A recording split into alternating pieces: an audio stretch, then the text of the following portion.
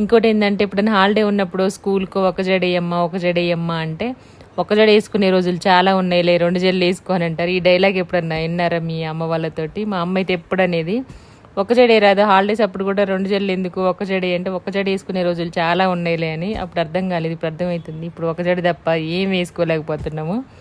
వేసుకున్నా కూడా బాగోదనుకోండి. అట్లా ఒకవేళ ఎవరైనా ఇంటే కనుక ఈ డైలాగ్ అమ్మ వాళ్ళని జడేయి ఒక జడేయి రాదు 2 ఎందుకు అని అంటే అట్లా అనేవాళ్ళు అనమాట. నన్నైనా మా చెల్లినైనా మా అమ్మ అలాగే అనేది. ఇప్పటికి కూడా దీవెన వాళ్ళకి అలాగే ఏమంటుంది. కానీ పిల్లలు ఇప్పుడు మాట మనం అంటే విన్నాం కాబట్టి అప్పుడు. ఇప్పుడు దీవెన కొంచెం జడ అటు వచ్చినా ఇటు వచ్చినా ఎటు కొంచెం తేడా అయినా సరే తీసి మళ్ళీ వేయాలి, మళ్ళీ అస్సలు కాంప్రమైజ్ అవ్వదు అనమాట. తను చేసిన పని ఏదైనా పని పర్ఫెక్ట్గా చేస్తుంది. తనకి ఏదైనా మనం చేయాలన్నా అట్లే చేస్తాను అనమాట. చిక్కు తీసానుగా మళ్ళీ జుట్టంతా ఒకసారి మళ్ళీ పడింది చూడండి, 2 పాయలు తీసారుగా అట్లా ఉంటుంది సిల్కీ హెయిర్ తోటి. చాలామంది 2 జడలు నాకు రిబ్బన్స్ వేయడం రావట్లేదు